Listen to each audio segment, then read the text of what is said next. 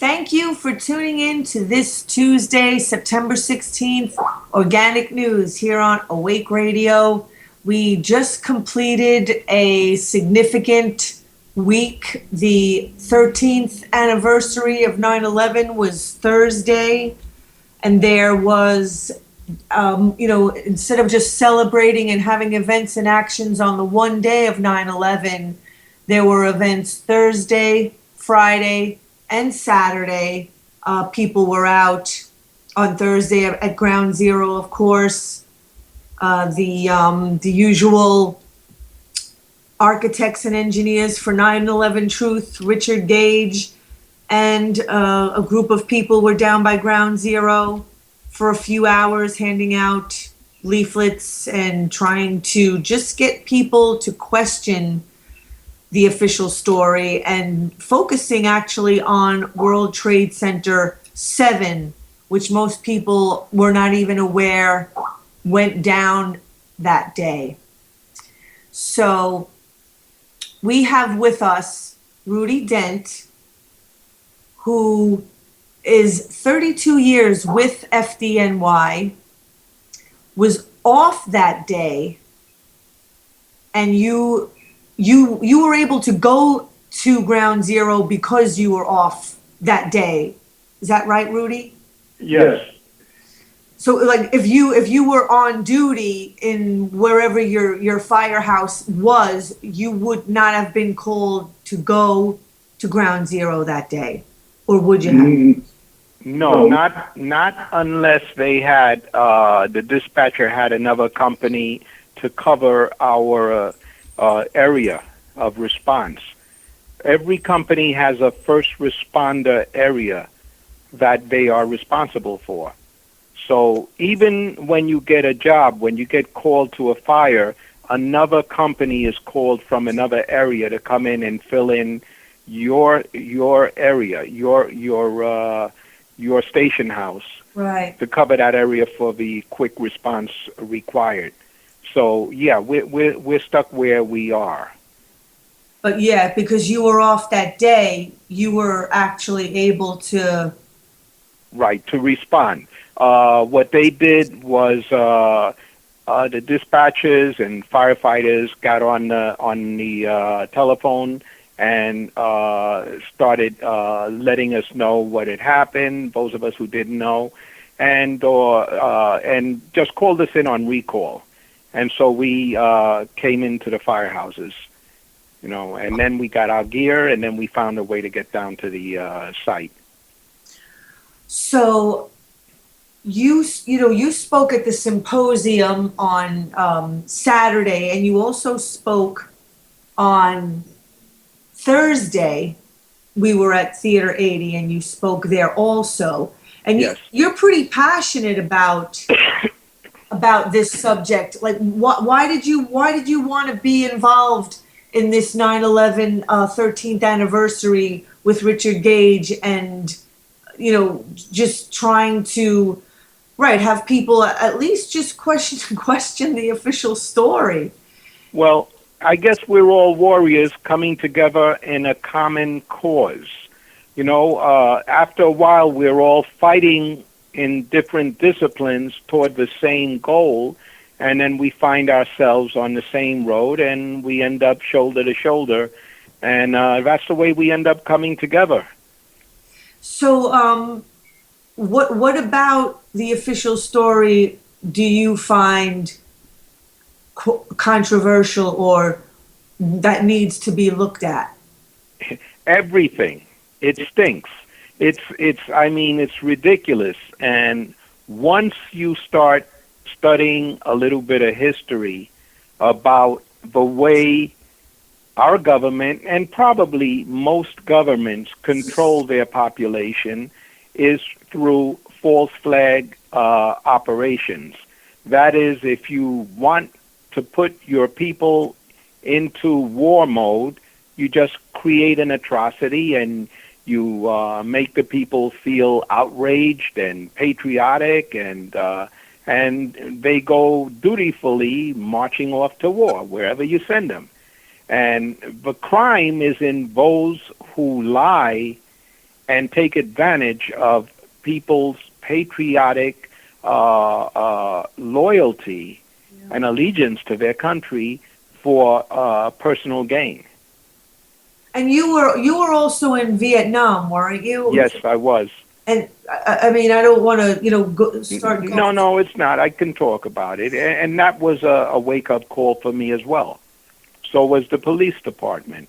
And what was the wake-up call about those? Well, the wake-up call was after I graduated from high school, I immediately enlisted. Enlisted in the Army, and I went to Vietnam. And I ended up staying in Vietnam for 2.5 years. I became a helicopter crew chief on a UH-1C armed gunship. And what we did was serve more or less as a SWAT team for the infantry.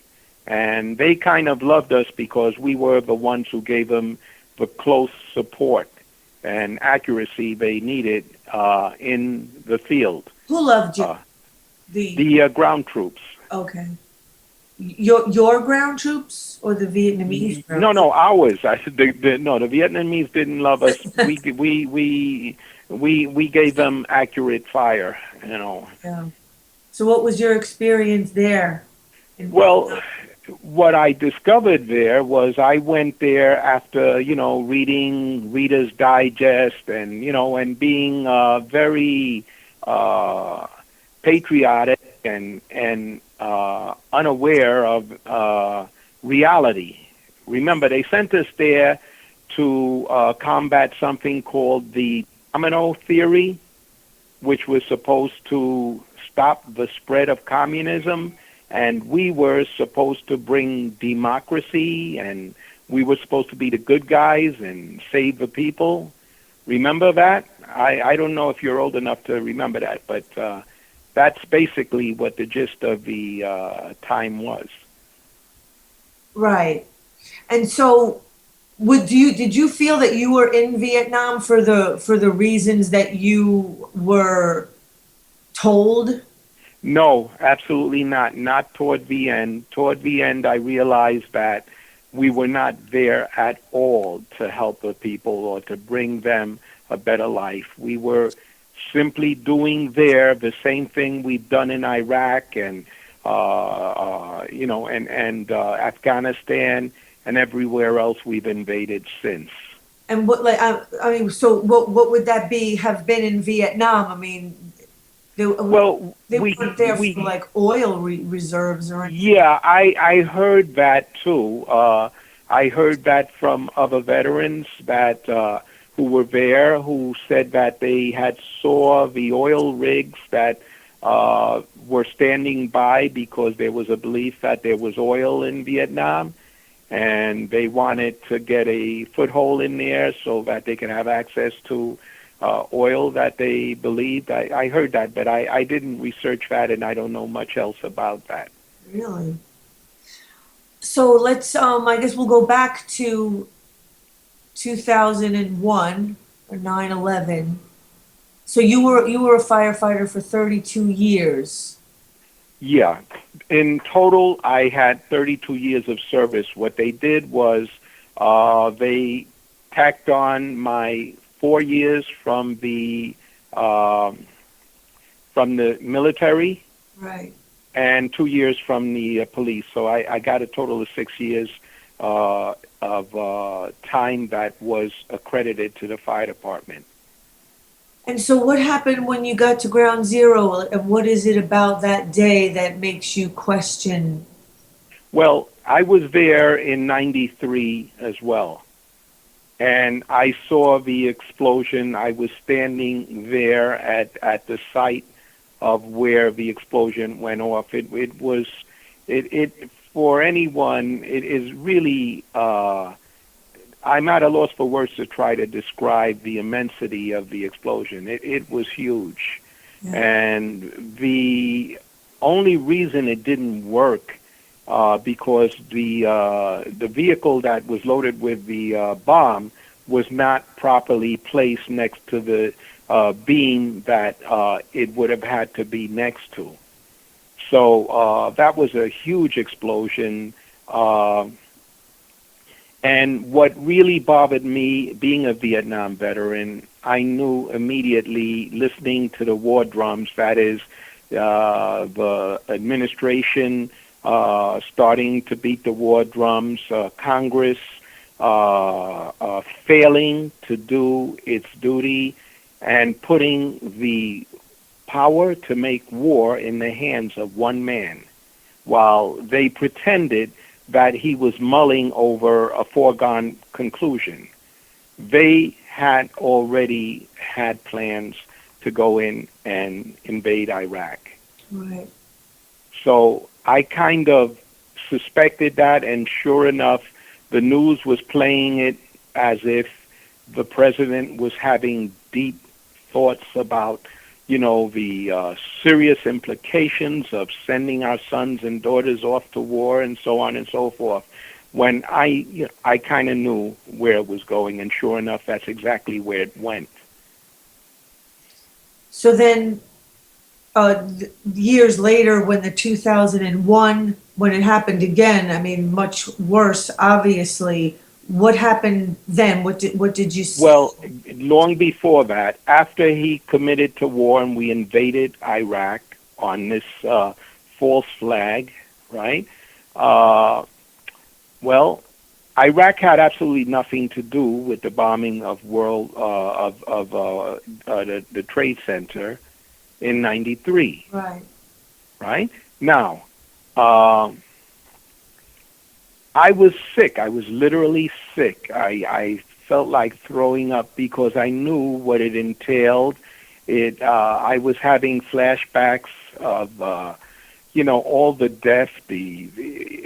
War is about dead women and children. It's indiscriminate. It's just killing of people and of human beings. So, during that time, I also started reading and studying to try to understand a little bit more about what was going on. And I came across something called the PNAC. That is the Project for the New American Century. In it, a bunch of our psychopathic politicians proudly signed their name to that document. And in it, it called for a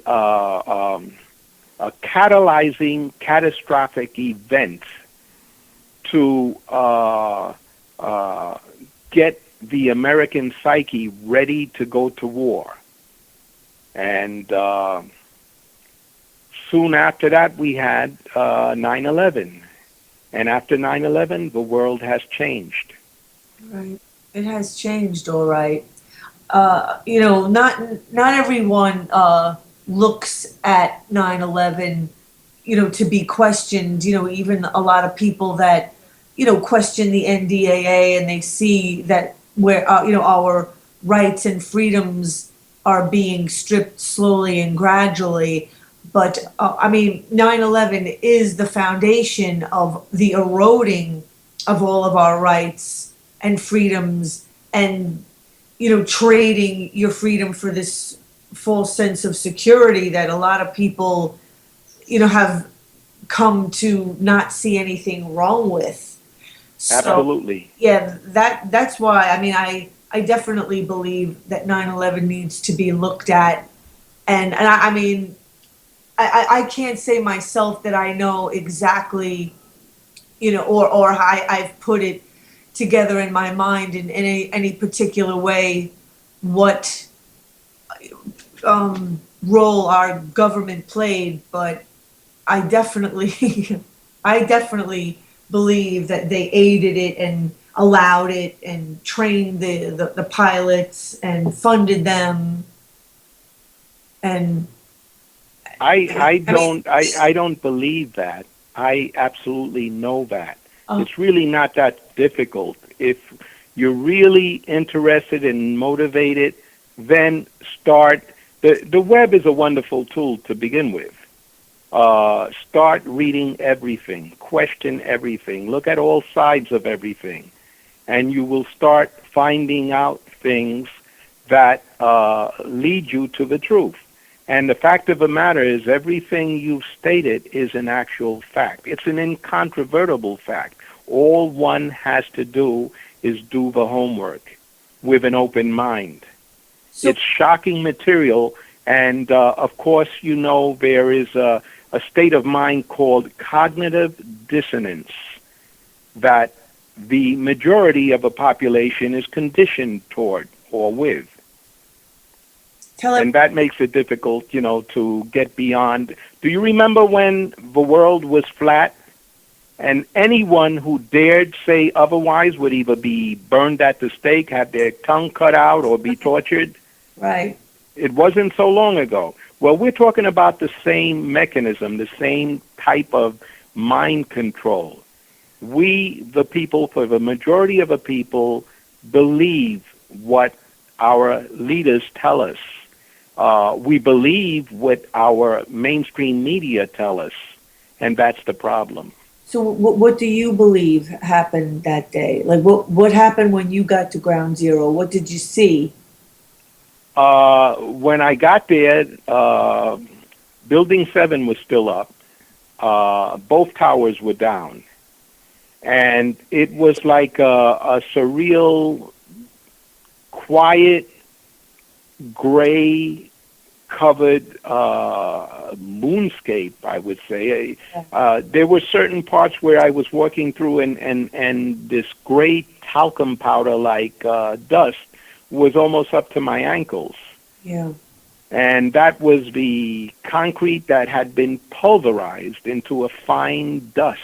And you were not expecting to see that when you got there. I have never, ever, ever seen that in my career. I have seen many collapses, which are typically pancakes or lean-tos, and it's not such a spectacular thing to see. You just see it fall, and if people are caught up under there, then they're crushed. And what we are trained to do is bridging operations. We have tools for lifting things, getting in between spaces, especially when people are buried under car pileups and things like that. Yeah. Or even in a collapse, we have tools to kind of lift things and clear 4, 6, maybe 12 inches or more, and just to get victims out. But that's all we do. So from what I remember back then, there weren't many injured people being taken to, with severe injuries to local hospitals, from what I was told, what I remember, because most people, either just died or, maybe had some minor injuries. Is that what you remember? Or What I remember, I was surprised because I was expecting to find many, many bodies.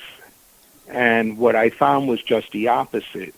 I found clothing that survived, socks,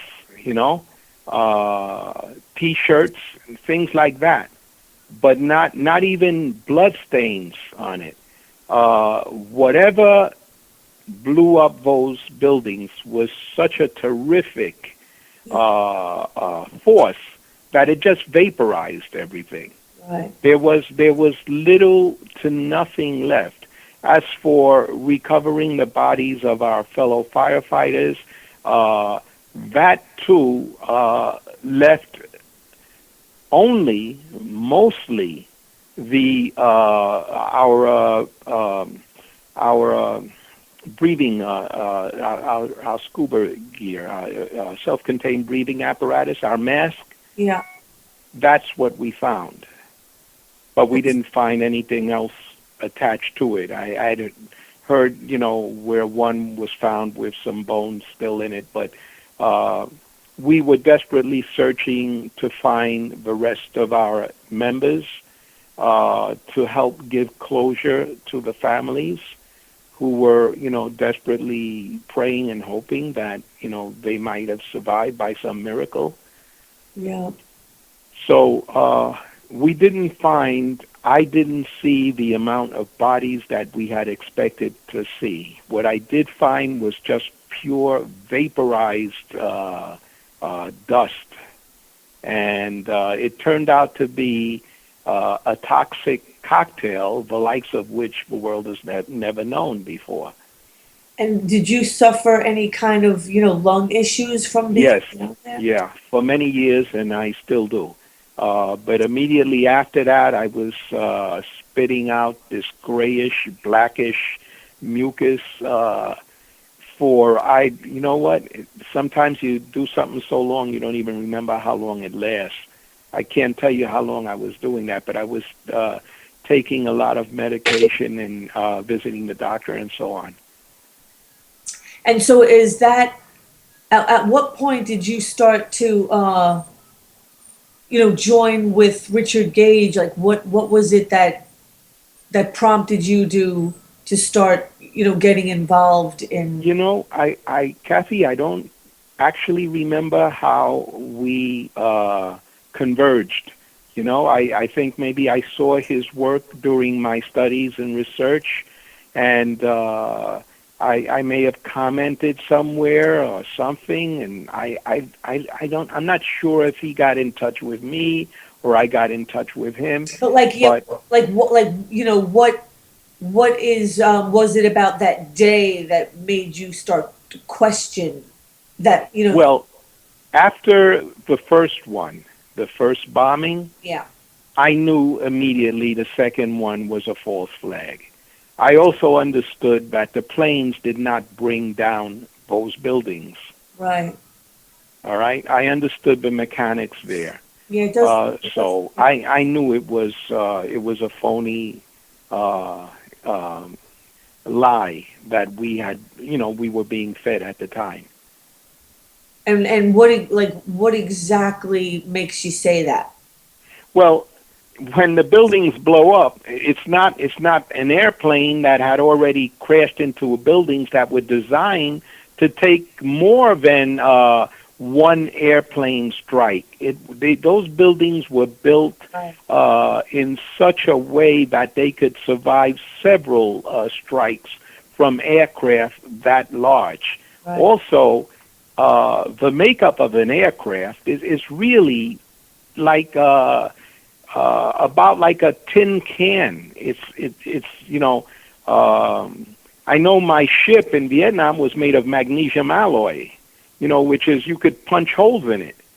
Wow. And so you're going to tell me, they told the public that these aircraft came in at high speeds they were incapable of doing at that altitude. Why? Because the air is denser at lower altitudes, and the resistance that the wings and the aircraft would have taken on in terms of stress would have torn the ship apart. In aviation, when you have a red line, you don't bypass that red line. That means you don't go beyond it because you will get a failure. So I knew a little bit about that, and as I said, I was a helicopter crew chief.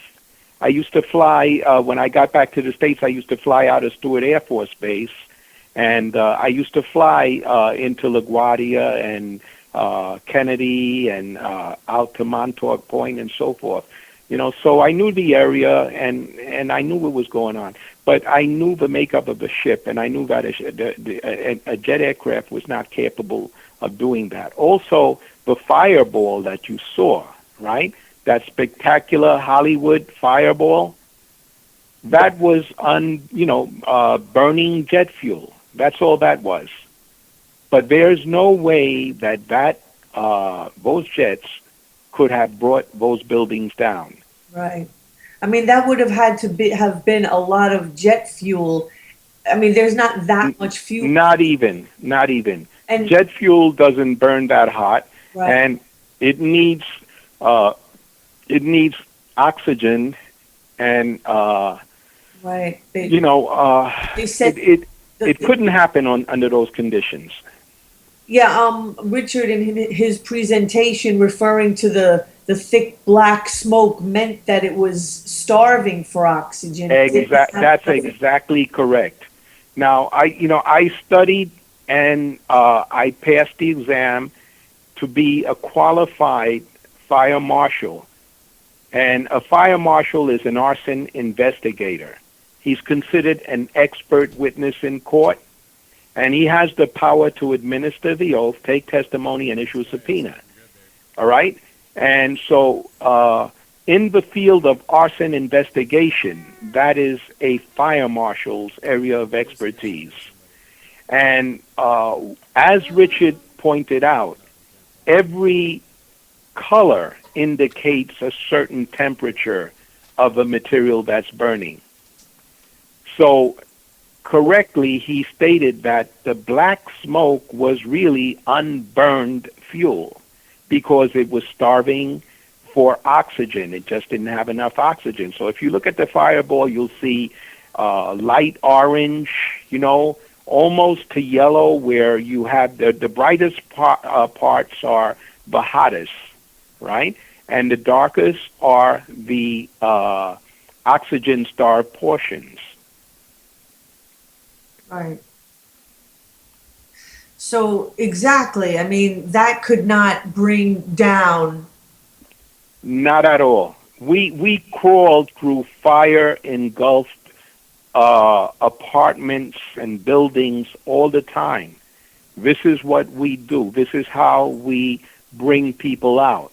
We have an aggressive interior attack that we follow, where every man knows his position given the type of building and situation we're confronted with. And we know how to go in and make a search, and we know where every member is supposed to be at any given point in time, so that if a member loses contact with us and we can't get him on the radio, we know where to look for him. We know where to expect to find him. And we know to depend on each other to come and get us out. That's why we're so aggressive, because we have a lot of confidence in each other. So as far as the buildings were concerned, there was nothing abnormal there. Those were just isolated pockets of fire, and the guys were calling for additional lines to put them out. And you speak to your fellow firefighters, and did you hear any of them say that they heard explosions, anything like that? No, because no.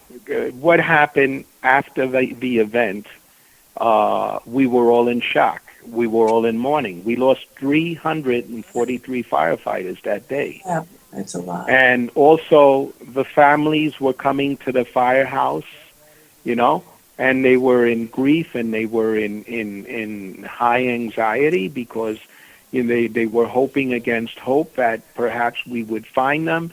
And the job was holding us back from going down and spending too much time on the pile, because if they would have let us, we would have been down there 24/7, the entire time, to try and bring our guys back and to do our job. That's the kind of... Oh, Rudy? Did we lose him?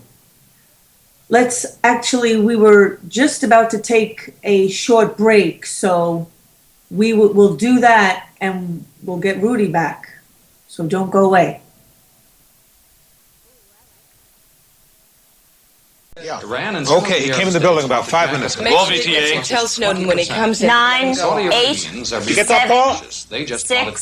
5, 4, 3, 2, 1. VTA. This has been the most divisive meeting the oil states have ever had. The 13 nations of OPEC have still not been able to decide by how much to increase the price of oil. Saudi Arabia... How much time we got? Yesterday, for further consultations with his government, he returned to the Vienna... This is Ed Fletcher in Vienna. Take 2, Q Howard. I don't have to tell you things are bad. Everybody knows things are bad. It's a depression. Everybody's out of work or scared of losing their job. The dollar is still worthless. ISIS is beheading journalists. Airliners are going missing. We are still fighting the supposed war on terror. Nobody anywhere seems to know what to do, and there's no end to it. We know that our air is riddled with chemtrails, and our food is GMO'd. We sit watching our flat-screen TVs while some newscaster tells us we had 15 terrorist acts and 12 car bombs. As if that's the way it's supposed to be. We know things are bad. Worse than bad. They're crazy. It's like everywhere is going crazy, so we don't go out anymore. We sit in the house and slowly the world is getting smaller. And all we say is, please, at least leave us alone in our living rooms. Let me have my microwave, my iPhone, and my Xbox. And I won't say anything. Just leave me alone. Well, I'm not gonna leave you alone. I want you to get mad. I don't want you to protest or riot. I don't want you to write your congressman because I don't know what to tell you to write. Tell yourself your life has... Our superiors, the officers, figured out a plan of attack. And then they would designate what sections they wanted us to search in so that it would be a coordinated, organized effort. So what we did was we went over by the river, which was a staging area, and we stayed there until they sent us out to start searching designated areas. And what did you find? Did you find, I mean, before you said it was just pulverized dust. Was that... Yeah. That was just it? That's all you kept discovering? Yeah. That my first day, that's what I discovered. And then it got dark, and we started searching throughout the night. We were crawling in between any crevice we could find, trying to find if we can find any life.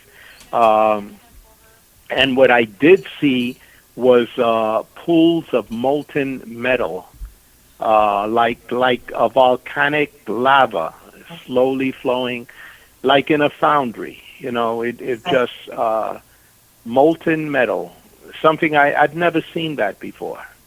And again, you know, during the presentation that we were both attended over the weekend, you know, for it to get that hot, you need exotic right. accelerants. Yes. Right. I'm just trying to remember the numbers that were given during the presentation, and he was talking close to 3,000 degrees. Right. To make that molten, to make steel melt. Those big, huge, humongous steel beams turn to butter and start flowing like lava.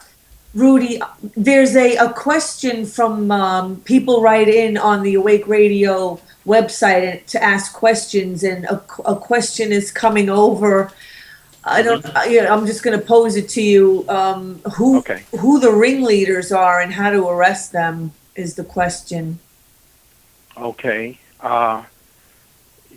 Well, it puts me in a position of making accusations and then taking on the rebuttals and so on, you know,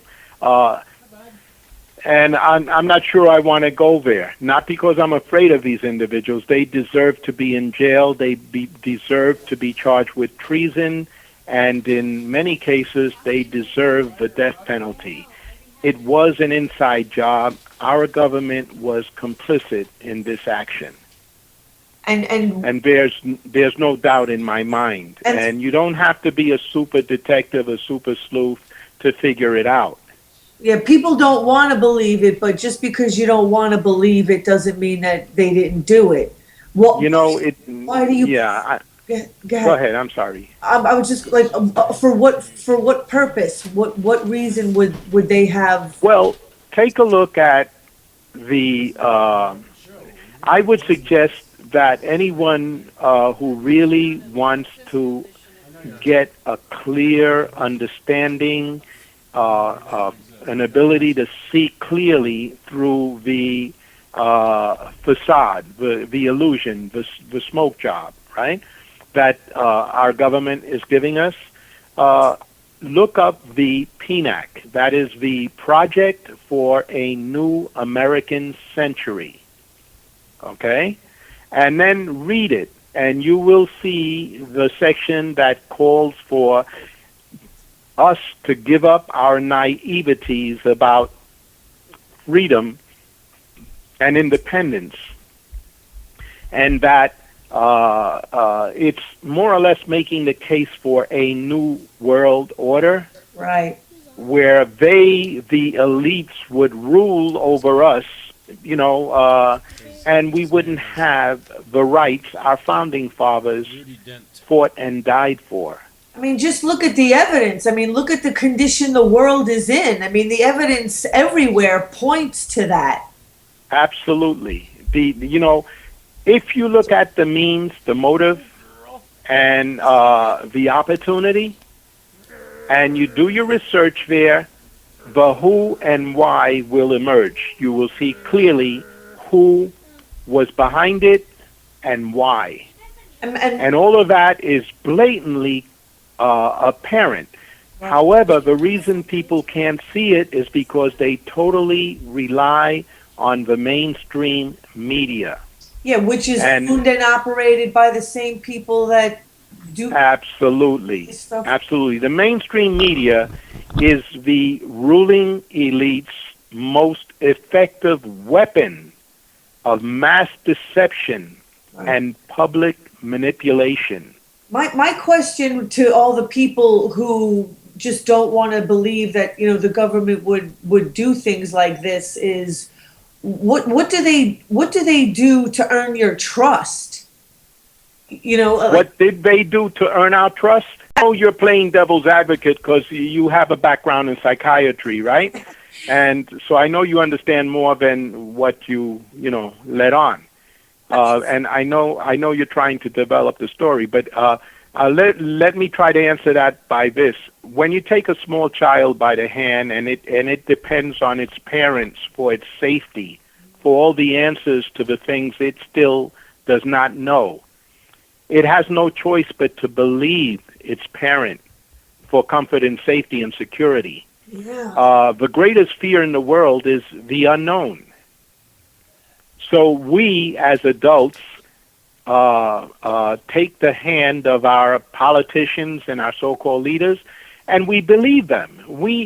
The problem is that we are raised with a set of core values. That is, we believe in decency, we believe in honor, we believe in integrity and loyalty. Well, it is hard for people who hold those values near and dear to accept that there are human beings who totally do not operate within those confines, who totally are without those values, who have no conscience, none. But see, and they're called sociopaths and psychopaths. The thing that people need to realize, I mean, the way I've come to look at the powers that be is the way that I look at 9/11. I mean, it's all about physics. And we talk about how, the building came down at free fall speed. Well, that's what happens when there's no friction. There's nothing, blocking your path. And the powers that be are the same thing. Like, where is the resistance? They don't have any. Right. So how do you expect, they're going to function exactly the same way when people just completely blindly hand over their power to people they don't even know, and the powers that be don't know us. It's not like they're going to come along and not ring your doorbell and meet you in person and I just want to go and get to know all the people that I'm like in charge of, or I mean, they're not accessible. So, I mean, I hear you 100%. And before I forget, I have suggested that your listeners read the PNAC, Project for the New American Century. You can just punch it up on your computer, and it should pop up. I actually. And you'll. Yes. Yeah, I pulled it up on my computer. Okay, and there's something else I want to strongly suggest that you read. And since I have been speaking out as an activist and as a former Vietnam veteran, a former police officer, and a former New York City firefighter who was there, I have met many people. And I've heard a lot of interesting insights and perspectives that have helped me to gain a better picture of what is going on. And before I forget, I would like to tell your readers to go to Methodical Illusion. Okay. And that is a website. It's called methodicalillusion.com. Okay, I'm writing it down. This is by a real-life stewardess who lost friends, and she studied diligently for 13 years. We spent hours on the phone, first in private messages and so on, and then we spoke on the phone, and she told me of all her research and the things that she had discovered as an insider. As a stewardess, she saw that none of the protocols that is drilled into their heads every year, annually, over and over again, how to behave in a situation when an airplane is hijacked, what you do and what you don't do. And what she discovered was that none of those protocols were followed. So she started studying, and she was an incredible researcher. If you've ever seen the movie The Pelican Brief, Yeah. Did you see it?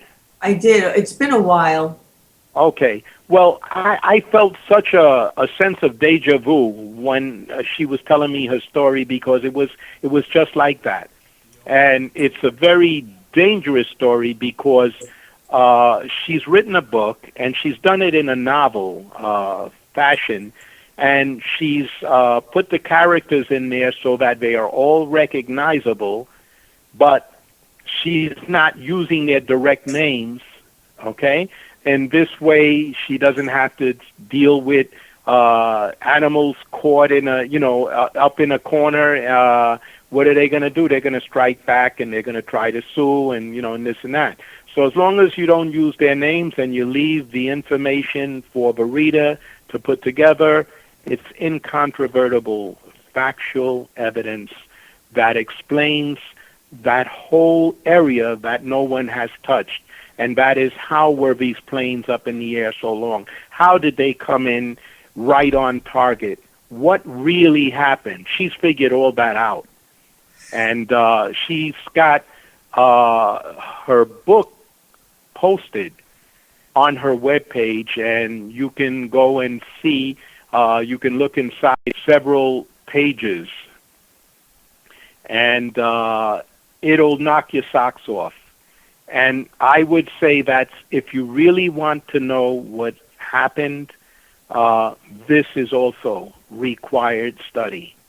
I also have another gentleman who got in touch with me, and he is the product of, he comes from 4 generations of police officers. And instead of becoming a police officer, he became a businessman who was involved in working for the people who were involved with and owning those businesses, those buildings.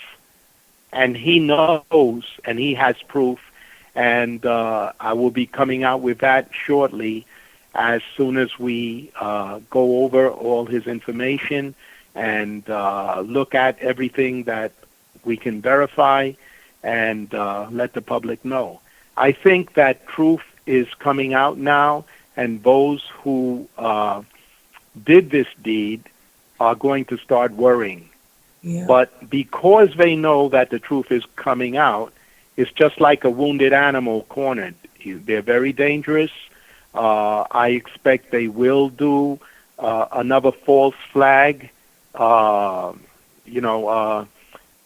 all this stuff that's going on, like in Syria, like with ISIS and all that, they want to just like keep all this stuff going, even still today with these wars and funding Israel, who's completely massacring the people in Gaza, and it's they literally just want never-ending wars. I mean, they gave all this military equipment to police departments here in the United States, and police department, U.S. police departments. The NYPD has an office in Tel Aviv. I mean, they send United States, police officers over to Israel to be trained by the IDF.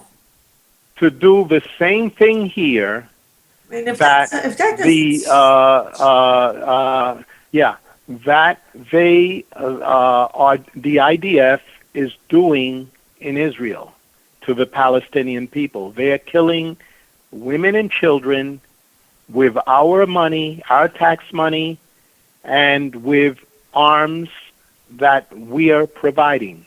Yeah. This is true. Yes. I mean, and people need to really figure out and understand, what's going on here. I mean, do people think that life is just going to continue on the way that it is, just indefinitely? Unfortunately, Kathy, I think they do, and they want to cling to that. Yeah. They want to cling to the illusion because there's security in the illusion, and there's only fear in the reality. And the reality means that once you know, you are obligated to do something, and if you don't, then you deserve what comes next. Exactly. I mean, I'm always talking about, natural law and physics, and, nature does not forgive. It really amazes me how arrogant man can be, in thinking that he just can override nature. And, we live in a cause and effect world for a reason. Yeah. Well, hasn't that been history repeating itself over and over again? Yeah, trying to get our attention and say, hey, to say that, physics and natural law is in charge. I mean, whenever we want to get to the truth, I mean, what do? We turn to physics. Right. Which is why I really can appreciate, what Richard Gage is doing, because, nature and physics doesn't lie. I mean, it's what's in charge. And we need to understand what Richard Gage has accomplished. I call him Clark Kent. Yeah. Because here you see a mild-mannered man who's really accomplished a superhuman achievement. And just what is it that he's done? First of all, with the use of the mainstream media, the ruling elite are able to get away with murder and call it anything they want because they have the loudest horn. People believe the mainstream media because it's official and it's respectable, and they wouldn't lie to us. They actually believe that. What they don't understand is that it's completely owned, and that it is completely biased in what it does. So what happened with Richard Gage, he spent a long time strategizing how to get on the mainstream media to be heard. Remember, in the beginning, they wouldn't have him. They marginalized him and dismissed him with everybody else.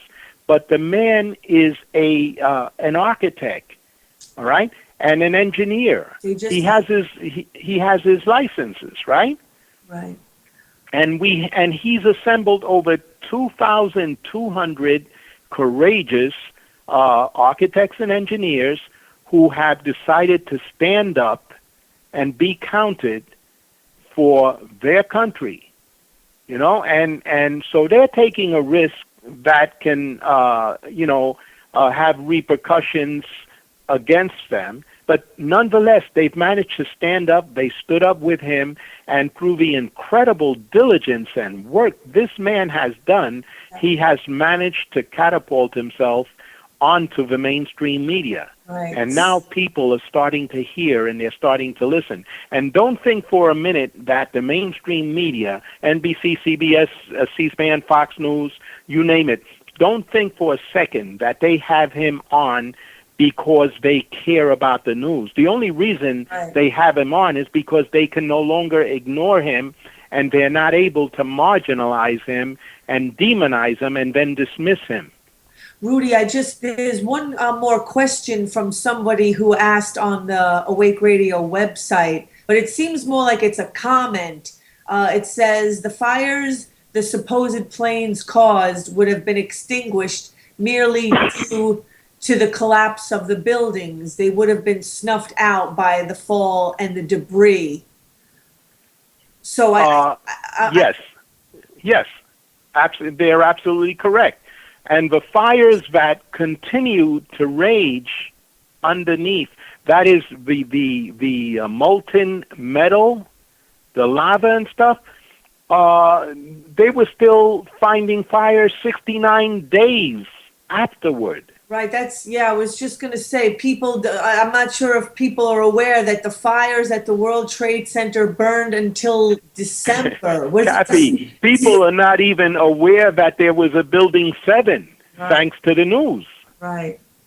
That's their job. When the Founding Fathers tried to protect we the people from a tyrannical government, they created the checks and balances, right?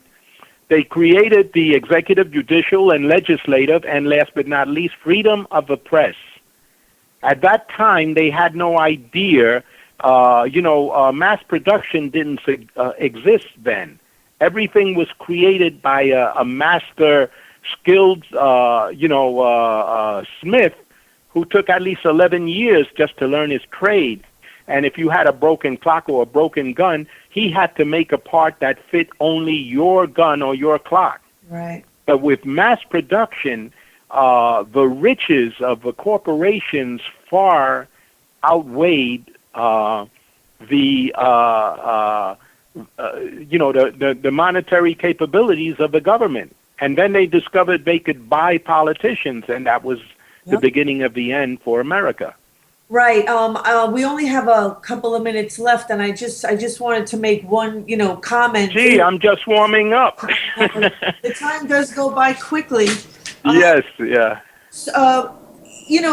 Right. So for people to just kind of take whatever the powers that be say without question is almost like it's almost like a fantasy assumption that these people are never wrong, that they're not human, that they don't make mistakes, and that they don't just deliberately right out and out lie. And of course, the last but not least, they have our best interests at heart, and they understand things that we don't do, but underneath everything, they are looking out for us. That's what we believe. And that is far from the truth, and that's what will end us up in FEMA camps. Right. And that's what will end us up being exterminated by the eugenics. The people who believe that we are useless eaters, the world is overpopulated, and it's time to reduce the population by 90%. This is all real. This is all verified. Absolutely. This has all been exposed. Absolutely. Thank you, Rudy Dent. I hope to have you on again. I'm really glad that I met you. Is there anything, where can people find your work, or is there any last thing? On Facebook, I'm Rudy Vulcan. Vulcan, Vulcan. On Facebook. And in summation, I would say, look at Methodical Illusion. Follow Richard Gage in Architects and Engineers for solid information, right? And I will be coming out with more information on this new source I have. And I would also say, start studying our founding fathers. Right, and Because they will show us the way. They showed us the way before. Remember this about the founding fathers. They went up against King George III, upon whose holdings the sun never set. They were only 4%, and look what they did. They created a new nation. Right. You know, they came up with, they created the Declaration of Independence and the Constitution, and they created a country that almost has lasted almost 200 years. Right. Yeah, we need, that's a stronger foundation and, you know, and is holding out better than the World Trade Centers did. And we have to build that back up. We have to bring that back because it hasn't been taught in our schools. Right. Remember, now George Washington and Ben Franklin and all of these heroes are looked upon as terrorists. Right. You are aware of that, right? Well, you know, naturally today that's exactly what they would be considered. Well, you know, because they want to. Yes. But we're kind of out of time, Rudy. Yeah. I appreciate it. Thank you so much, and we'll talk soon. Okay, it's been a pleasure. Thank you, Kath. Thanks, Bye. Rudy. Don't go away. We're going to have Ricki DeSantis, another 9/11 witness survivor who was actually inside Tower 2. Okay, we are back from our break, and I believe we have Rick DeSantis on the line. Rick, are you there? Yes, good evening, Catherine. How are you? Yeah, I'm good. I'm sorry about like the commercial in your ear, and I had no way of, I was trying to let you know we were on a commercial and to just stand by. That's okay. Yeah, you're here. That's fine. And I really enjoyed listening to your talk on both Friday and, no, it was Thursday and Saturday this past week. And, you know, your friend Miriam that you had brought up, I never did get a chance to speak with her. But so you just actually started to be able to talk about this recently. You weren't able to talk about it for many, many years. That's correct. I basically shut down. And as I've mentioned, there's thousands, tens of thousands of us.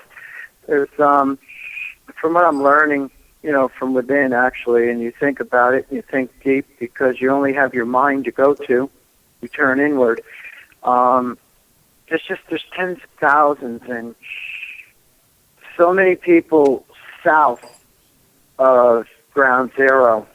And it depends. It's like an earthquake, an epicenter, and the closer you get to the source of the detonation, and I don't use that word loosely, the more traumatized you are emotionally, and the more traumatized an individual is, the more they shut down. It's human nature, it's instinct, it's the way the brain steps in, shuts down to protect you. Because if something's too overwhelming, it just overwhelms your whole system. And that's what I've learned.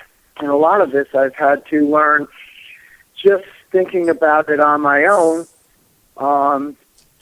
because the environment was not conducive for individuals speaking out, asking questions, and that includes individuals who were inside the tower, outside the tower, had pictures that actually show what really happened, you know.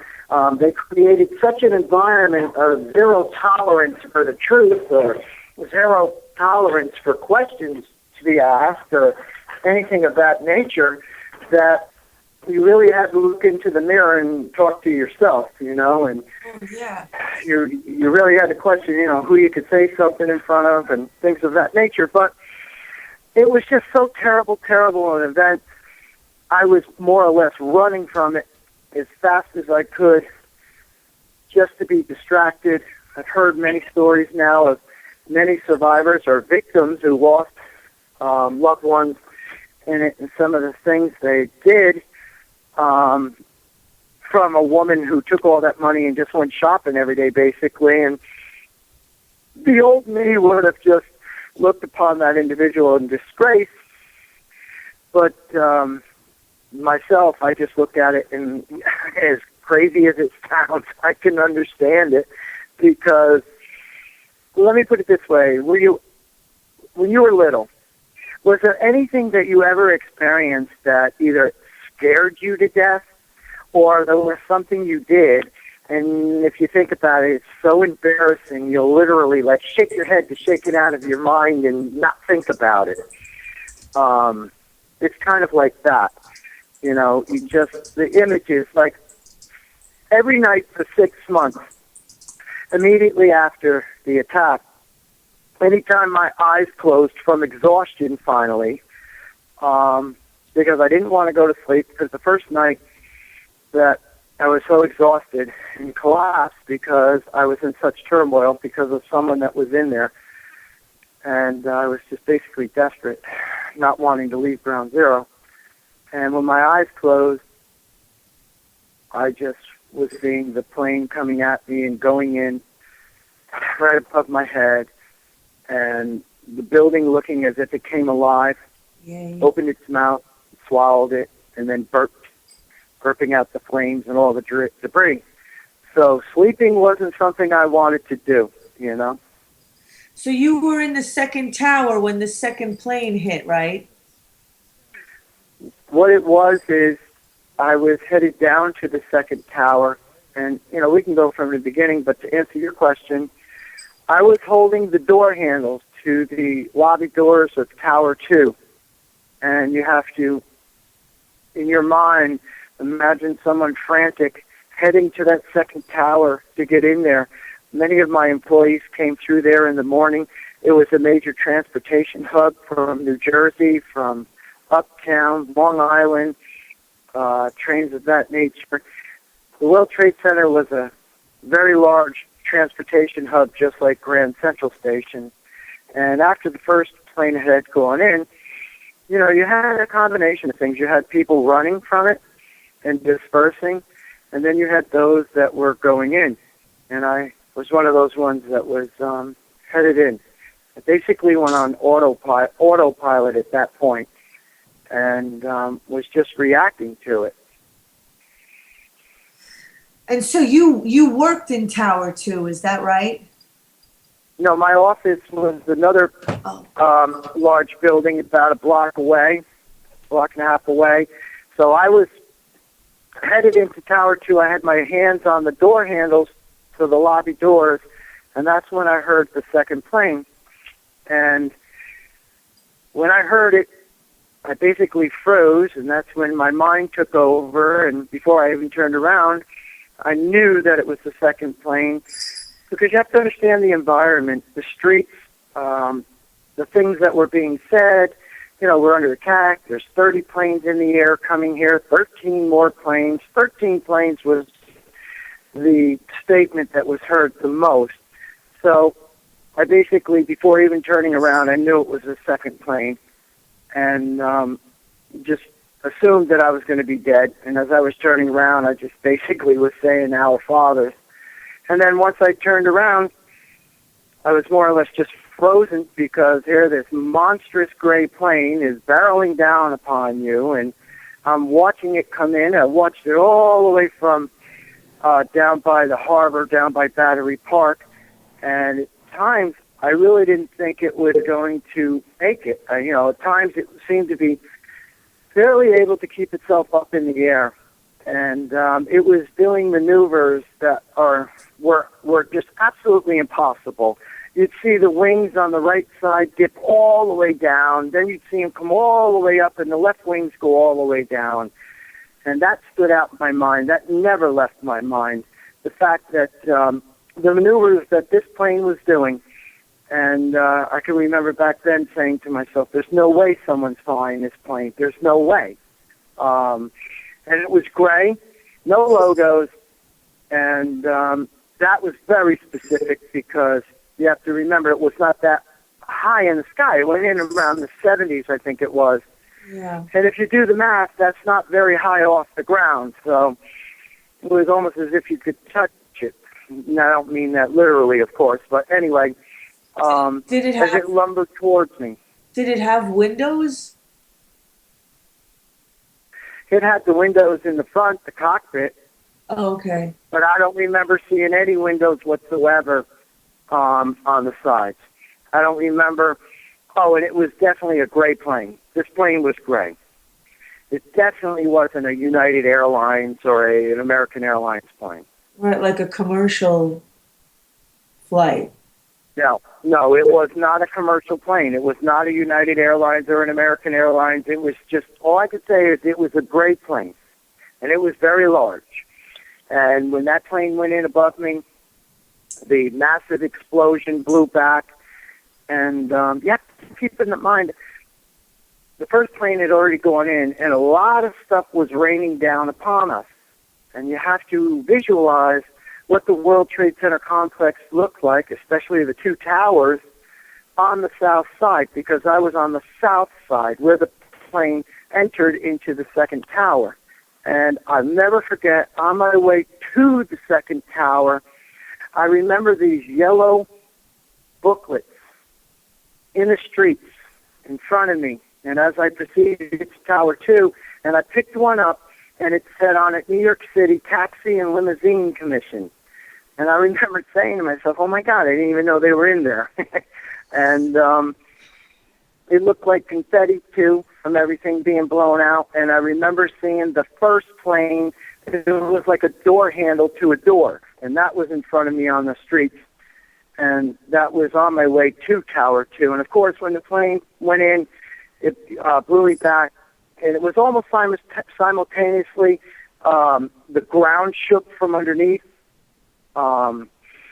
Like explosions from underneath. And then when I picked myself back up, I went back into the tower, and I went inside Tower 2, and this was when the plane was inside the building. So both planes were in the towers when I mustered to get back up and head back in, and actually I dragged some people across from the Tower 2, across the street, into buildings to safety because they were on the ground, couldn't get up, they were injured. One of them was a female. I also encountered a New York City police officer who was in shock, just standing there frozen, looking up at the gaping hole in the Tower 2, couldn't move, and I literally had to resort to shaking him wildly to snap him out of it. So you said you heard explosions coming from below?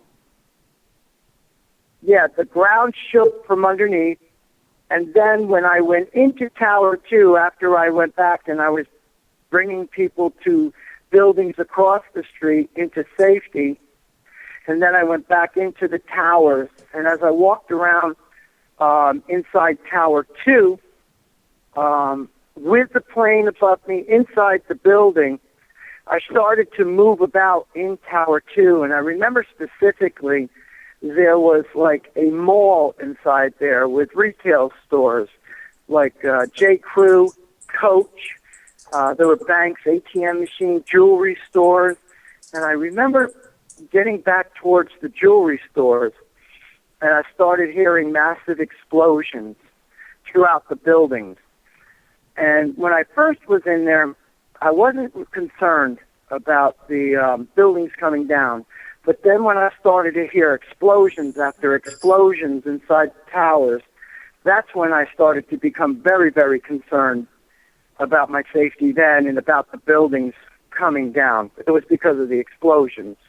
And that's when I started to make my way back out of the building. Yeah. And as you know, there was a newsstand where I picked up the throwaway Kodak cameras when I was headed to Tower 2 in the very beginning. And I slipped the cameras into my suit pockets, and I was clicking all the way towards the tower. So I've released these pictures to the architects and engineers. I finally have released them after 13 years. I let them go, and they have them now, and they're analyzing them because a lot of these pictures reveal a great deal. Can you tell us what they're of and what they reveal? Most certainly. I have pictures as I'm headed towards the Twin Towers, the plane has not gone into Tower 2 yet because, as I said, I was headed towards the towers. So the second plane had not come yet. And I have pictures showing the two towers with Tower 1 hit and the plane inside and burning already, and Tower 2 not hit yet. And then, of course, I have pictures after the plane, because after I was blown back and I got back up and I was helping people and getting them across, I was taking pictures. So I have pictures of it, you know, when it went in, and then after it was in. And then I had the pictures showing that the fire in Tower 2 was out. And that was, you know, in between when I went into the towers and I was inside. And then I came out and I heard all the explosions and everything. And so when I got back outside, I started taking pictures of it again. And that's where the plane that was flying above the towers are in the pictures. And the opening, the gaping hole to Tower 2 shows the fire was out. Oh, the fire was out, really? Yeah, the fire in Tower 2 was out, and the pictures show it all. I have. And They're quite extraordinary. why is that? What explains that? I can't explain it. I can only tell you what the pictures show. And as I mentioned, the fire is out where the plane went in. As a matter of fact, that explosion from when the plane went in, I would say roughly, it only lasted about 30 seconds maybe from the jet fuel. It was just one big, massive explosion or igniting of the jet fuel, and then that was it. And then as these pictures show, and they've been released, so they're going to be put out there, it shows that the fire's out in Tower 2. You'll see Tower 1 still burning, and you'll see Tower 2, the fire's out, which makes it very strange that Tower 2, which was hit second, came down first. Can you repeat that, Rick? Say that again. Tower 2, the South Tower, was hit second by the second plane. Okay? And the fire went out. The fire was out. Right. And I've now learned, because I was at that event with several firemen, especially the fireman Rudy, and they were inside. And now I'm learning, you know, several have said that the fire was under control, that the fire was out, that there were only small pockets of fire. And these pictures show that. And they show the Tower 2, the fire is out, where the plane went in. There's no fire, and you have Tower 1 next to it in the picture. So you certainly can see the difference. You see Tower 1 with a fire still burning, not significant, but you see it. And then you see Tower 2, because these pictures that I was also able to do, showing from the south side. And you have to keep in mind everything that everybody has seen has been shown from the north side, because everybody on the south side ran as soon as the first plane went in. Okay? Except, again, for the firemen and things of that nature, first responders and what have you, started to come in. But most of your viewing, from what I'm now finally looking at, I'll never forget it. I actually, for the first time, sat with Miriam. I think it was the History Channel.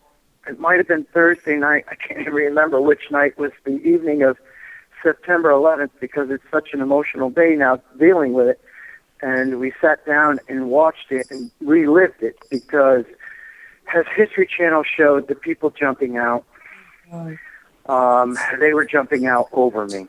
And, you know, they had gotten blown out and jumping out, and I cannot tell you what a nightmare it is to hear bodies from 1,000 feet above coming down and splattering, just splat, and hitting the ground. It just, I just can't begin to tell you what it's like to just feel that go through your body, feel that go through your mind again, And all I know is there were definitely explosions going off inside the tower after the plane had gone in. So this is, you have to realize, the plane goes in above me, the ground shakes from underneath simultaneously. I get blown back. I'm on the ground. I'm trying to recover, trying to locate my administrative assistant who was with me. Found him underneath a car. After I secured and assured his safety, he was okay. That's when I communicated to him to come with me. We're going in, but I turned around again and he was gone.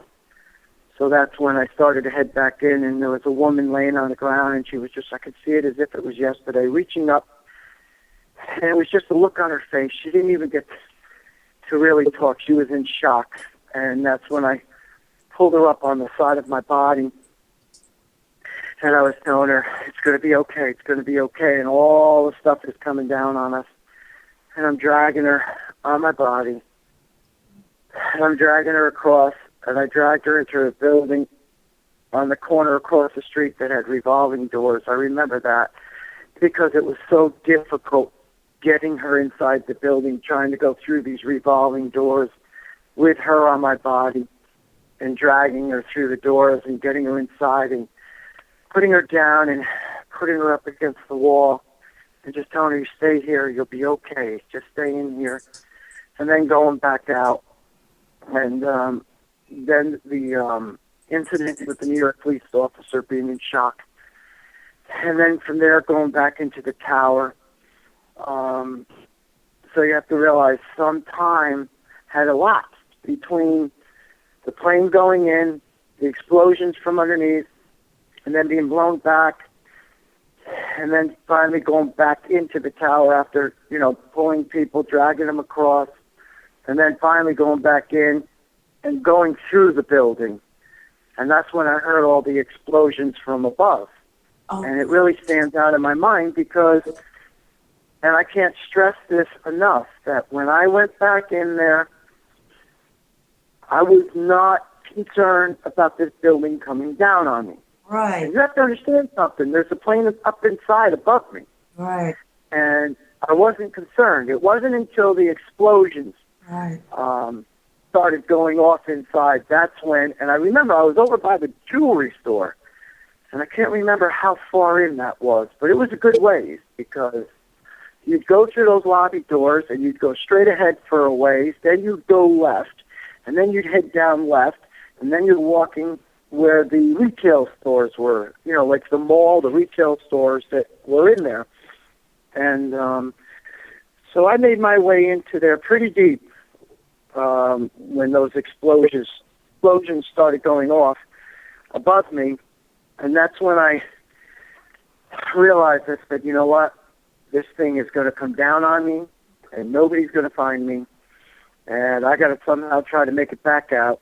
And then that's when I got back out. How many explosions did you hear, Ricky? And how high above you would you say they were? I mean, did they start out way above you and then kind of get closer, something like that, or?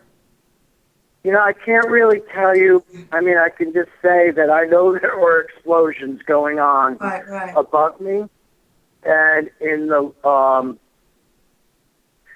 tower next to me. I mean, there were multiple explosions, and that's what drove me to go back out and started to thinking, whoa, this thing is blowing up. It's going to come down with these explosions, or it's going to be a danger. And that's when I got back outside, and that's when I started clicking again with these cameras, and that's when I got these pictures as I'm proceeding back from the tower. And then I had to make a decision to go up and get my employees out of the top of my building.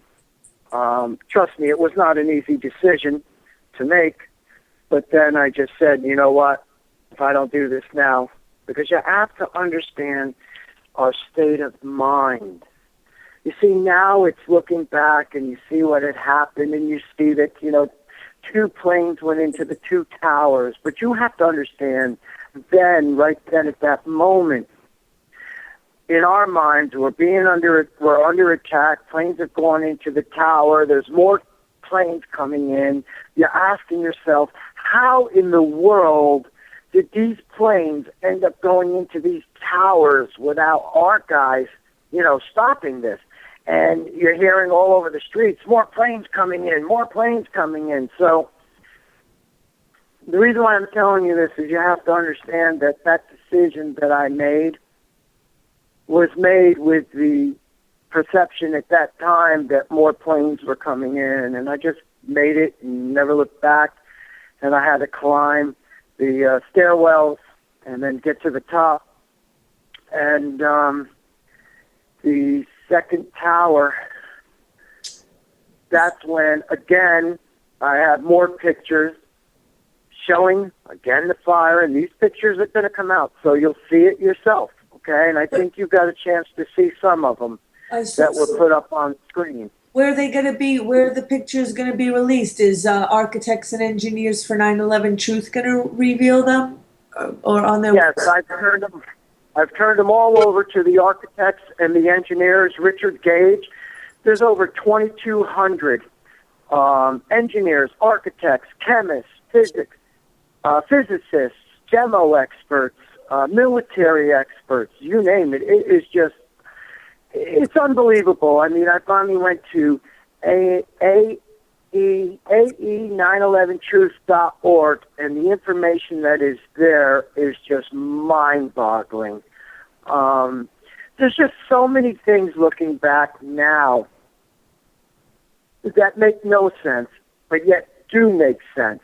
If your intentions were what they are or what they were, they do make sense. But as far as coming to exactly what happened that day, no, they don't make sense. You don't haul the debris away. You have to understand many things are coming back to me piece by piece, day by day, not all at once. Because please understand, not only was I there the day of the attack, I was back down there 6:30, 7 a.m. the very next morning. I mean, I didn't get home, I don't think it was till like 2 or 3 in the morning. Why did you go back the next morning, Ricki? I couldn't. There was somebody that I had to find, and I really don't want to go into it because I won't be able to talk. Okay. And I never left Ground Zero. I never left it. And the things I saw going on, nothing made sense. The next morning, when I got there, everything was already taped off. Fences were already put up. Cranes were already there. And now that I look back down it, even more so, just something doesn't sit right. And with everything that I saw that day, and the days that followed, this stuff has just been eating away at me, and I've been running from it while dealing with my health, my respiratory failing. I mean, I've been on antibiotics. I've been on antibiotics since the end of September 2001. Since the day of attacks, I lived on every day putting off surgeries and the treatment for my respiratory. And all of us were like this because, we were told we were at war and we had to sacrifice, and we had our boys and girls that were fighting and dying. So inside, you have this sense of patriotism, this sense of responsibility, and you got to stand up and do the right thing because, I think I'm correct in saying that the feeling in everybody's mind and hearts at that time, nobody attacks our country, and we want to just blow them off the earth. I mean, that's what was put in your mind immediately, especially when loved ones were killed and were in these buildings when they came down, and then you just shut down, you run from it, you stay distracted, you try to keep your company going, you try to save a company, save the employees' jobs, you got to deal with employees. Everything is chaos. You have employees you can't find.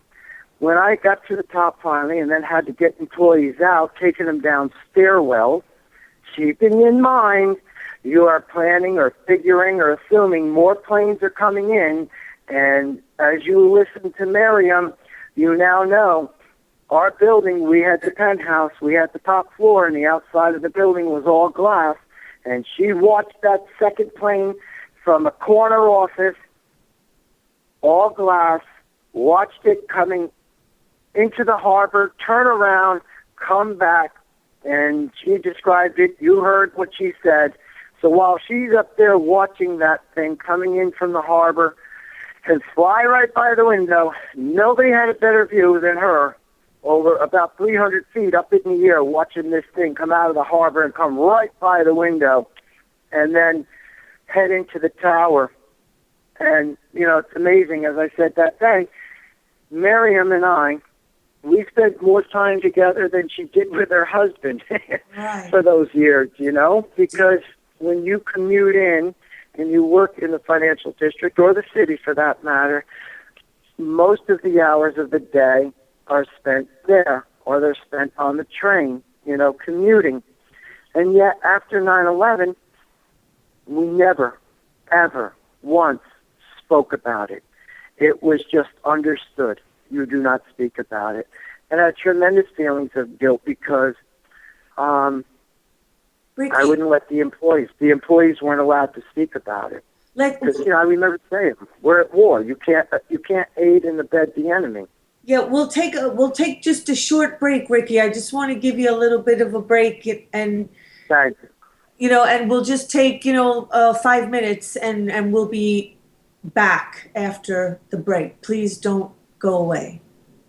No, I won't, because I want to get into these explosions. I want to get into how the explosions then went off to bring down the tower when the fire was out. Okay, we are back with Ricki DeSantis, who I'm just visualizing and picturing everything that you're saying, and my heart really goes out to what you went through. Catherine, I'm going to send you some of the pictures that show what I'm sharing with you, and I apologize because sometimes, you know, it gets so difficult. It's hard to speak about because it's just so overwhelming, even 13 years later, and I can't expect anybody to understand it unless they have had something traumatic. But I don't know of too many other occurrences that have occurred in history where two towers, what were they, 110 stories, both came down. I think they were 1 billion pounds apiece. Those were the two other times that I felt the ground feel like an earthquake. When the buildings came down, those were the two other times where I felt it from underneath. So there were 3 times. It was simultaneously when the second plane went in, and it felt like an earthquake. And when the towers came down, it literally felt like an earthquake. Each time the two towers collapsed, the ground literally shook from underneath. Yeah. But the one that did it simultaneously with the second plane was different in the sense that it was like it was an explosion controlled underneath within a chamber, if that makes any sense. But with this fire out, and these pictures show it, and you have to understand, it took 11 years for me to wake up. And what woke me up, what shook me up, and what I'm learning is that usually when you're traumatized by something, if you go through another trauma, it brings everything. It's like cumulative, and it will bring it all back. And in 2012, I've met some very, very big heroes in our country, in the military, and I've become very, very close with them. And they helped me along, shall we say. They motivated me or coaxed me along to go to the memorial, and I went in 2012.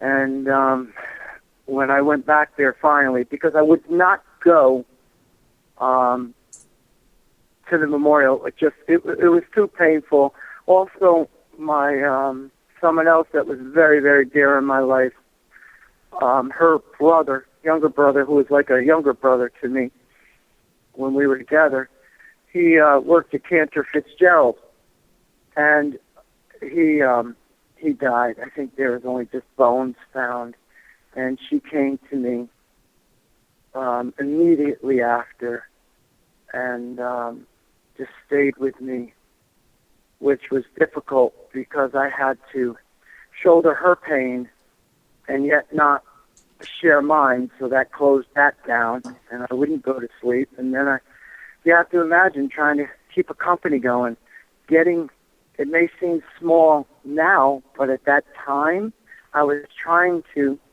create an environment for the employees of normalcy to lessen their trauma. A simple thing like getting their paychecks into their bank accounts 2 days later was very, very important to me, because it would send a message that, I have things under control. And I did it. I achieved it through New Jersey. And I remember that specifically. So my employees, they got up on Thursday or Thursday afternoon. They saw normalcy. It gave them confidence, like, wow, my paycheck's there. Ricki, He's on top of it. Did anyone ever interview you? Did anyone ever come and speak to you, from the Warren Commission, or were you ever a witness to anything like that? No, and here's what you also have to understand, and I'm realizing this stuff because I spent all these years running from it, distracting, shutting down, not talking about it, staying away from it. And I'm also realizing now so many things that went on right outside my office door later on in the years 2004, things of that nature. My ears didn't hear it and my eyes didn't see it. When all this stuff came out about 9/11 back then, and when the architects and engineers first started, I was totally shut down. I was living in a vacuum. In a vacuum that I made sure was a vacuum, that it could not be penetrated, that it couldn't be brought in, And in my mind, it was just stamped, we're at war, we were attacked, they killed these people dear in my life, and that was it. It was that simple. But then as time went on, and as I got sicker and sicker, like I said, I've been living on antibiotics ever since, respiratory problems, and constantly shutting down, and surgeries and things of that nature. I remember specifically putting all my employees' names and everything into the government websites for help, and never, ever hearing back from them. And those things started to weigh on you. And then finally I collapsed. I think it was in the end of 2005. And I wouldn't say anything to anybody. I just simply collapsed, And I would try to, it was my own internal battle, and I was trying to win it on my own, because if I lost, then the terrorists won, So I wouldn't look at anything, even though I thought I was in it. I know everything that happened. I wouldn't even look at these pictures, and it just is absolutely insane now that when I look back, because I know what happened, but yet I shut down. Tell us, you said before the break you wanted to talk about the explosions. Did you want to talk about that now? Yeah, the explosions in those towers, everything everybody's saying, yeah, they're telling you the truth. It's very simple. There were multiple and many explosions in those towers after the plane went in. I know somebody very, very dear who was up around the 72nd floor, and they, after the plane was in, and attempted to get to the elevators with their employee to get out, and when they got to the elevators, they exploded and blew them back. And then they picked themselves up, and that's when it was just completely dark. You can imagine this. The elevators explode, and it's pitch black. You got all the debris, all the soot, and they said that the floor was now tilted with a gaping hole in it. So now they were trying to figure a way to get to the stairwells, which were across, and they had to find a point where the gap, the hole, was the smallest point where they could try to jump across and get on the other side. And the way she told me the story is just frightening, where she held her employee's hand. They got across, got to the stairwells. They started going down. And I think they got to like the 17th floor. The firemen were coming up. And the firemen then proceeded up. They continued down at the 16th floor. The tower collapsed. And she was found in the rubble 2 days later, I think. And when they uncovered her, her employee's hand was still in her hand. But that's all that was there, just her employee's hand. And I don't want to get into it too much to protect her, but this individual was inside when those elevators up there blew. And that's when I was getting the pictures where I mentioned to you before. And these pictures show it. It's got the plane above the towers flying around. It's the south side of the towers. These are the only pictures that exist. They're from the south side. It shows the big satellite dish, like a beacon on the back side of the towers. And the fire's out. You see the big gaping hole. The fire is out. Tower 1 is next to it. You see it still burning with black smoke. And then, all of a sudden, you see these explosions and these puffs, and you hear the detonations. And they go straight across in a horizontal line across the Tower 2, and that's when the top gave away. And then I have these pictures because I was clicking, boom, boom, boom, as fast as I could because, like I said, there were Kodak throwaways. So you had to manually turn the gear to get to the next picture. Yeah. And I have those pictures that show premature detonations, like 30 feet. I don't know how many feet. It's hard to tell. But where were you? Where were you so standing below. when they fell? Where were you when the buildings came down? Well, 2 towers came down, so I was in different locations when each came down, and there were, well, you got to play it all out. Like I said, after the first plane went in, and I had discussed at the event what had happened then, I was trying to get into my office, my phone was ringing, and my buddy who commuted with me every day, he worked on the New York Stock Exchange, and we had had a conversation of concern because something that had happened the day before inside the trade centers with me and some individuals. So that morning, I had great concerns because for the whole month of August, they kept building up into our minds. They used to run the code alert on the New York Times in Times Square, that ticker that goes around and gives you the news reports in Times Square. And for the whole month of August, they were talking about terrorist attacks. They talked about the attack in Japan in the subway, and every day they would raise the code alert and things of that nature. They talk about chatter. And there was an incident the day before 9/11 in the towers, the morning of that day, when I came in through Hoboken on the PATH train, when we got on the escalator, and there was an incident that occurred, and I really don't want to get into that now. Rick, can I just wanted to ask you, we have, a few minutes left. It's getting towards the end, but I wanted to ask, how did you come up, to be with Richard Gage and the whole Architects and Engineers for 9/11 Truth? Like, what made you? Well, I'm glad you asked that. After the 2012 memorial, when I went to it, I collapsed there. Everything came out, and Pandora's box opened up. And I'll never forget these 2 New York City employees from the Division of Community Services. They're the ones that came to my assistance. And there was a retired New York City police officer that had known that I was going there, and he was contacted by a friend who gave him a heads up, and he was there. And like I said, that's what opened it up.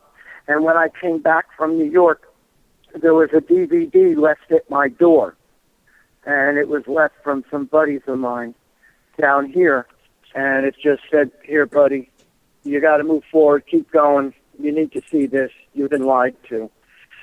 So anyway, I brought the DVD in, and it may have been that night or a couple nights after, I'm not sure, but I sat there on the edge of my bed, threw it in the DVD player with my Jack Russell Terrier on the bed with me, because it was my two dogs, basically, that kept me distracted all these years, my two Jack Russell Terriers, and, you know, that's where they kept me distracted, that, my health, surgeries, and all the other nonsense.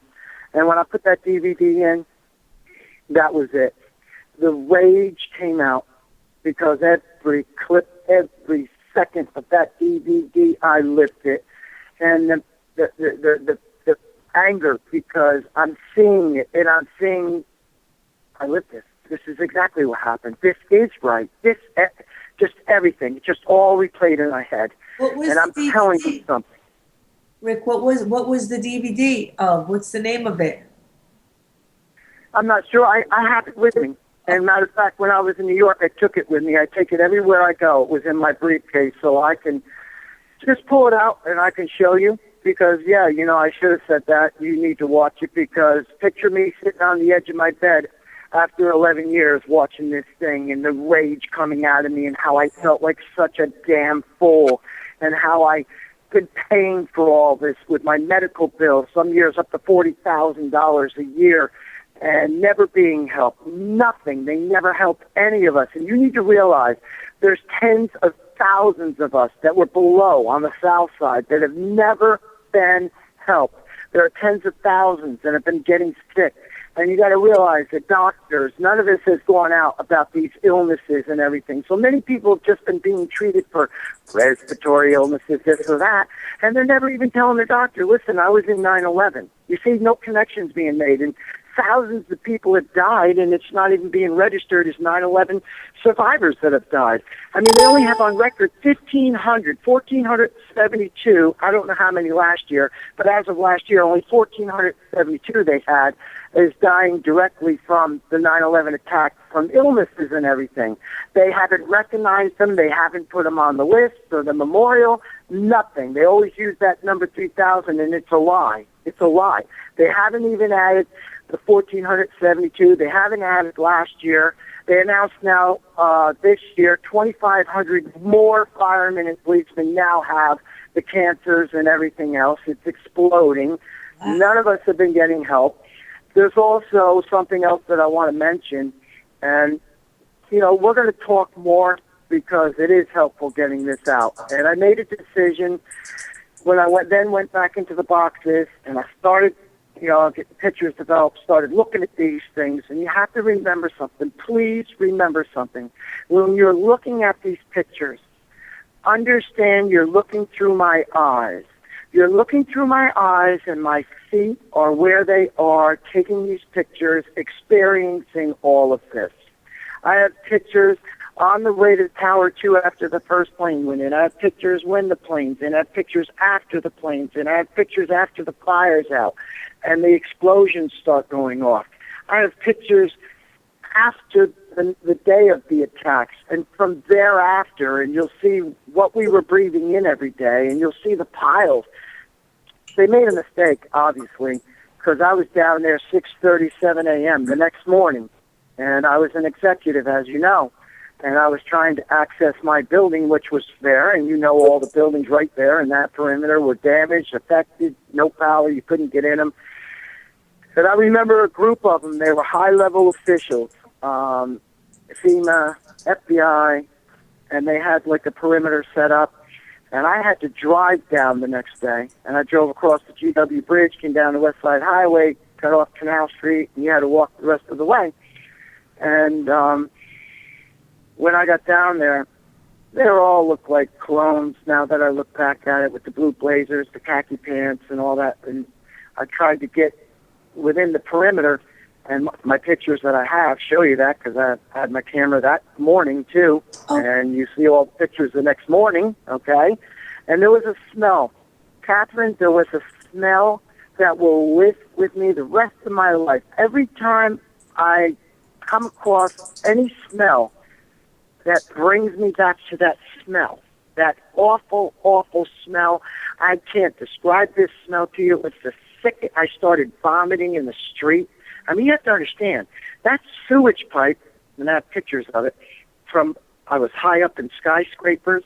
A buddy of mine from the New York State, the New York Stock Exchange had other colleagues whose offices were like 42 stories in skyscrapers on the side of it, which enabled those pictures that I have on Building 6, where you have the perfectly two round asymmetric holes on the roof.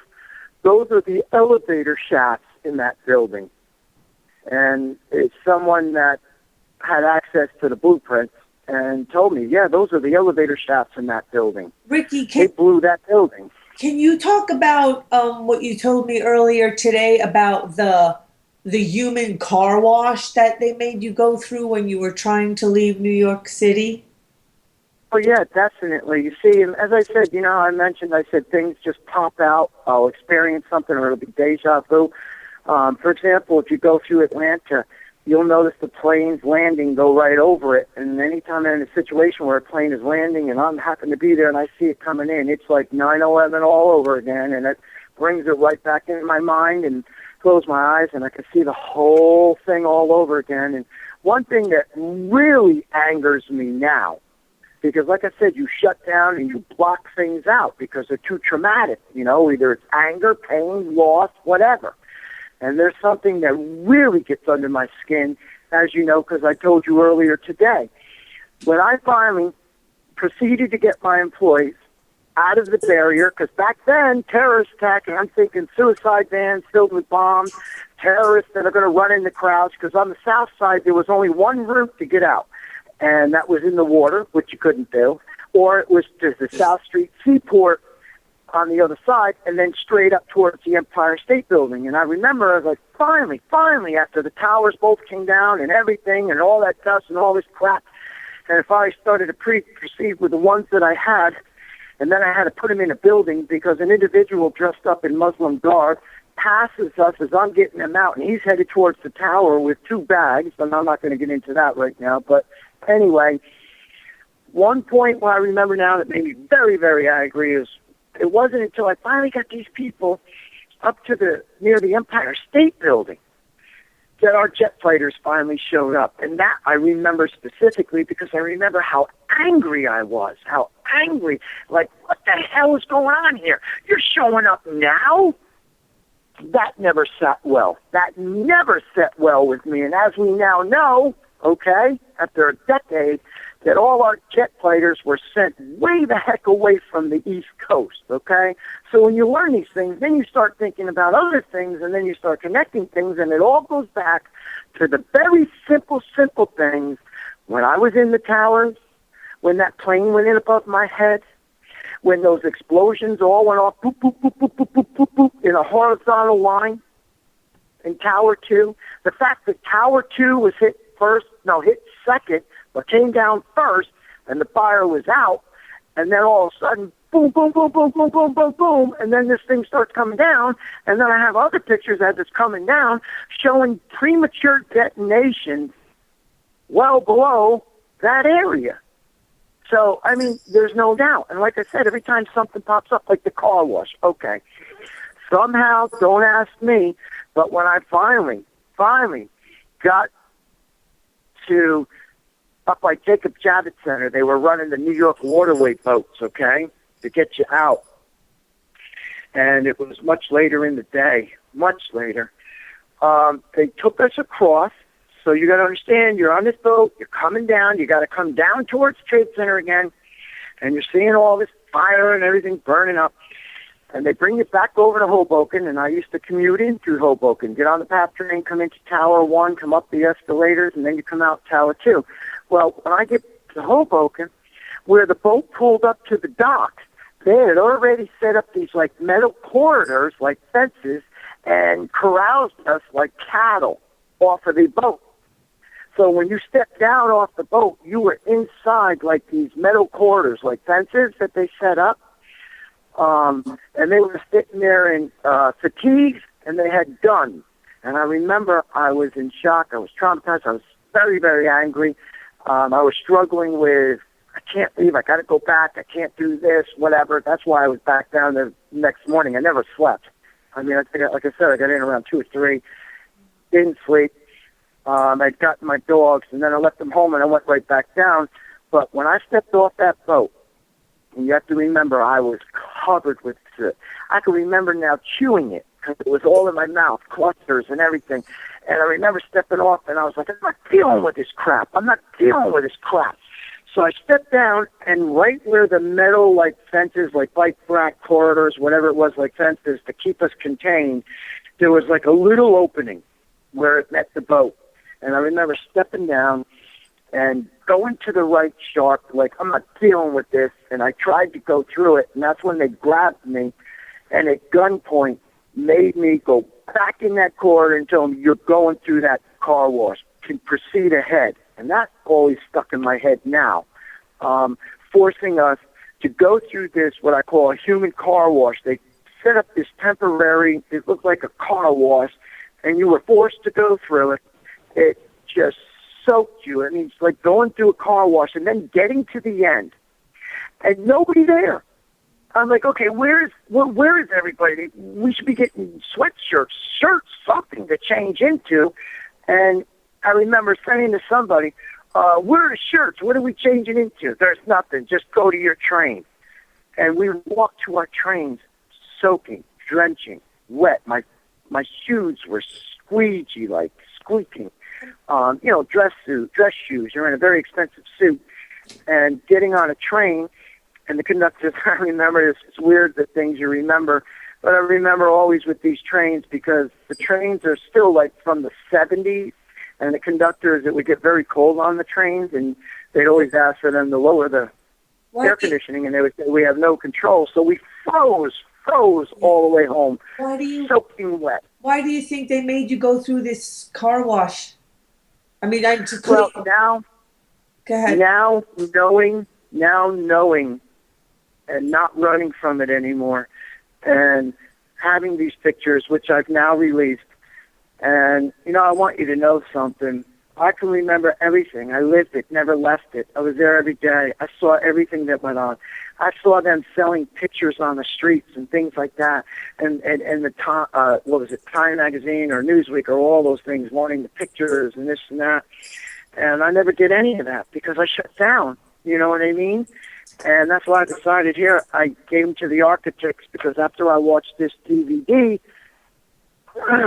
that's when I started reaching out. But it took like 2 years, and I was so afraid because I wanted to get these pictures, but I didn't want to send them in the mail. I didn't want to risk it, because you were hearing about NSA and all this crap.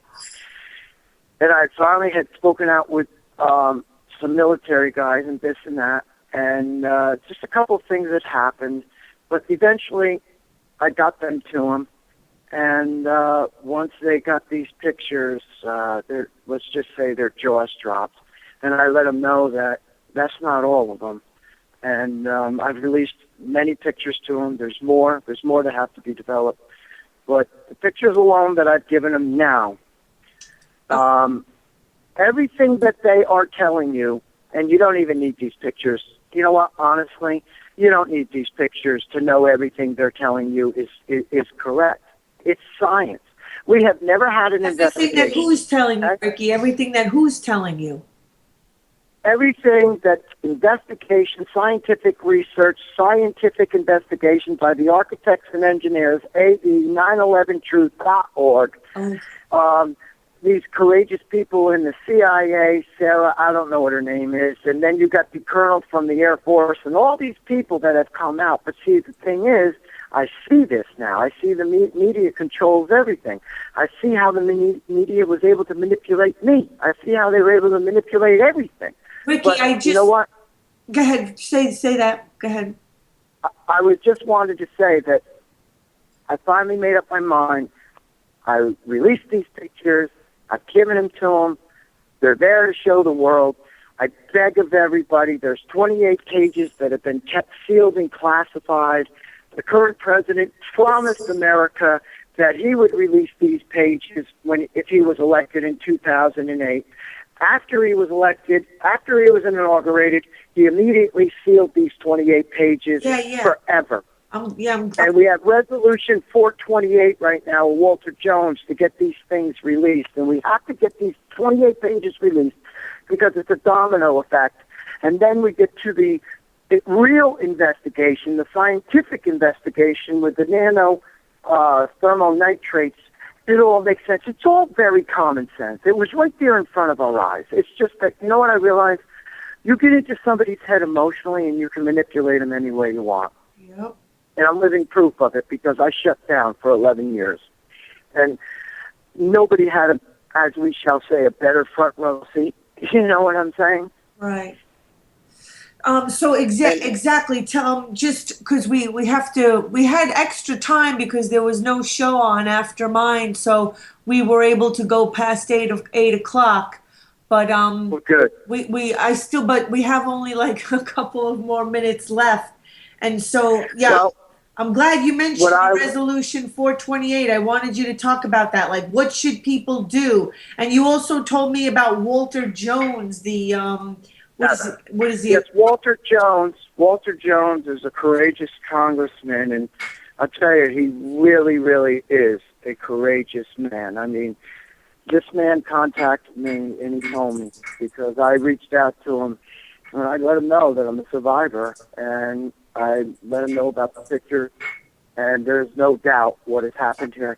I mean, do you realize that the mayor of New York, Giuliani, wasn't he the Attorney General for New York, and that's an officer of the court, and that 9/11 Ground Zero was the crime scene, and we had already, as they told us, had a terrorist attack using bombs in 1993.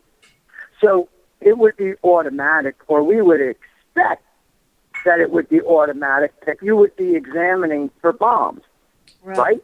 I mean, I now remember them saying there must have been bombs in the planes or something, you know what I mean? And there wasn't, because, like I said, the explosion from that lasted about 30 seconds. And Richard Gage had pointed out during the talk over the weekend about NIST and how they never even checked for any kind of explosive material after the buildings came down. I'm glad you brought that up. That's correct. All the government agencies that wrote all the reports, and, you know, I can remember some things do come back. I do remember, because you have to remember this state of mind. We're at war. We got to win. I got to save this company. I got to save the employees' jobs. I have to suck it up. I got to ignore my illnesses. I mean, I remember going to the doctors and them screaming and yelling at me, "You got to have this test. You got to stop this." And me screaming at it. "Don't you understand we're at war? Just give me the damn antibiotics, the painkillers. We'll deal with it later." And I would be taking 2 Tylenol Sinus without drowsiness every 4 hours, pain medication, antibiotics until I collapsed, okay? That's how far they got into our heads to just ignore our own needs, you know? But the bottom line is no, and they even admit it.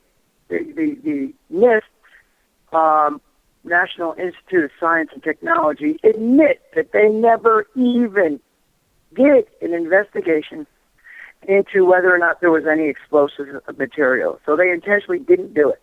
Then they intentionally removed all the debris as fast as they could, and Miriam's husband, John, that you met that night, reminded me, and it all came back out of my head, that Giuliani ordered the policemen, and if you go back, see if you remember this, because I did when he said it, Giuliani had ordered they were going to stop the search for bodies. Remember that? I think it was like a month after attacks, and they were going to close it down, and it's no longer going to be a search and to save or whatever, and the firemen would not leave. Because remember, what was it, 348 of them were in there under that rubble? And Giuliani ordered it shut down. They ordered the search stopped. And the firemen refused, and then Giuliani was going to he put the police against the firemen. Yeah, I remember that. I remember. Okay, see, you remember it.